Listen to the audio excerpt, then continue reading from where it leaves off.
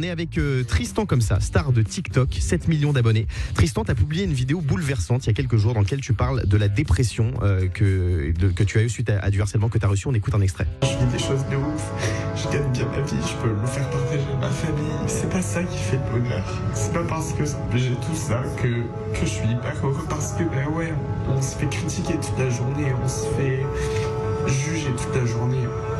Et c'est vachement dur et je pense pas que vous pouvez comprendre si vous vivez pas ce truc. Alors Tristan, on explique pour les auditeurs qui te connaissent peut-être pas.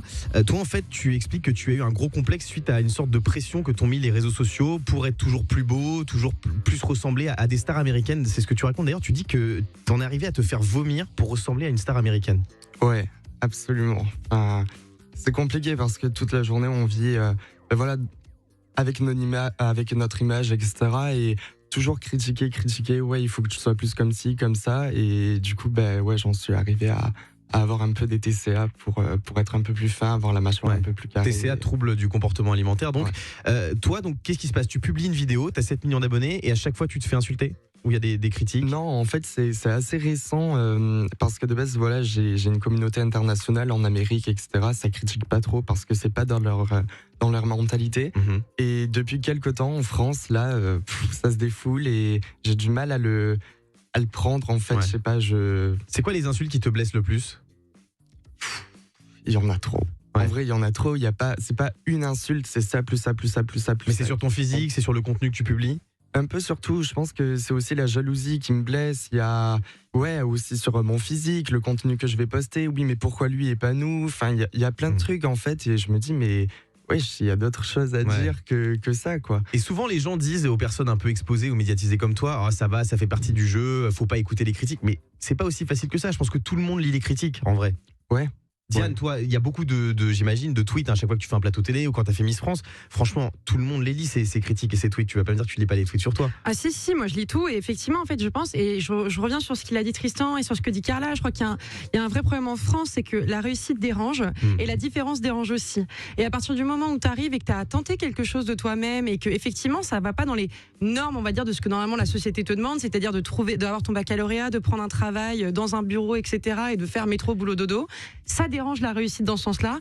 Et les gens traduisent cette jalousie par un espèce d'harcèlement en venant critiquer et en cachant leur jalousie, en disant qu'en fait, en rabaissant les autres, en disant ce qu'ils font, c'est pas bien, alors que dans le fond, ce qu'ils regrettent, c'est de ne pas avoir pris l'initiative eux-mêmes. Et ce qu'il faut dire aussi, c'est qu'il y a un énorme décalage entre ce qu'on peut lire sur les réseaux sociaux, et c'est vrai qu'il y a énormément d'insultes, de commentaires très très très violents, et les gens qui peuvent nous parler en vrai dans la rue, qui sont toujours très sympas. Donc c'est souvent d'ailleurs des commentaires anonymes. Tu le sens, ce décalage, toi, entre les gens qui viennent te voir dans la vraie vie et les réseaux? Ah ouais, Tristan? c'est dingue. Mais en fait, je trouve qu'ils se sentent puissants en fait derrière leur téléphone, et c'est ça aussi qui me dérange, c'est que dans la rue il y a rien.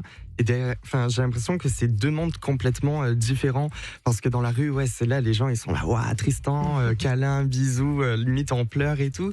Et sur les réseaux sociaux, c'est que de la critique, de la haine, de la jalousie. C'est deux mondes complètement différents. Ouais, et c'est vrai qu'il faudrait penser à lever l'anonymat sur les réseaux sociaux, parce que ça peut causer beaucoup de problèmes à ceux qui en sont victimes. Voilà, encore une fois, c'est pas parce qu'on est exposé qu'on a le droit de se faire insulter toute la journée et de subir des moqueries, parce que ça peut mener à la dépression. Toi, t'as fait une dépression, Tristan? Ouais, je suis en plein dedans là. Ouais.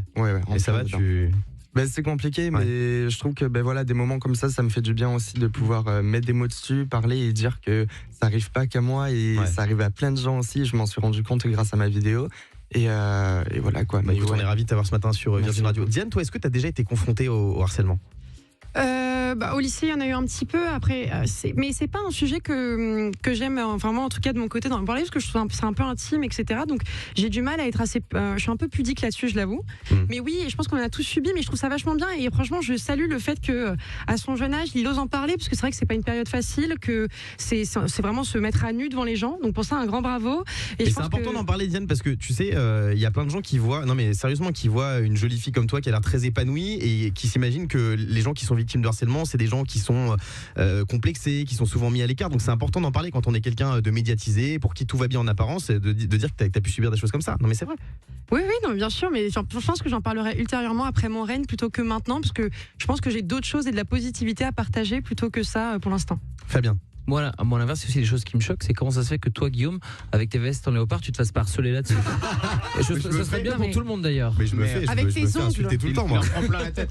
Mais bien sûr, mais même à l'école, moi, tout le monde se foutait de ma gueule. Et c'est vrai que c'est dur, non mais c'est pas facile. Et puis on n'ose pas en parler, on se dit qu'on est nul, qu'on est différent des autres. Et c'est vrai que c'est pas facile à vivre. Et encore une fois, c'est pas parce qu'on est jeune qu'on a le droit de harceler les gens. C'est pas parce qu'on est un téléspectateur anonyme qu'on a le droit d'insulter tout le monde. Au bout d'un moment, il faut respecter les gens et se dire qu'on fait du mal aux gens et que ça peut mener à la dépression et parfois à des choses beaucoup plus graves, hein, comme le suicide. Il y a des personnes qui se sont suicidées à cause du harcèlement. Donc c'est très important d'en parler, de faire de la prévention et de dire à tous les jeunes qui nous écoutent et aux parents qu'il y a des associations pour en parler aussi, que vous pouvez contacter des associations si vous êtes victime de harcèlement. Merci en tout cas beaucoup Tristan comme ça d'avoir été avec nous. Merci à vous. Je rappelle que tu es suivi par 7 millions d'abonnés sur TikTok. Le Morning Sans Filtre sur Virgin Radio.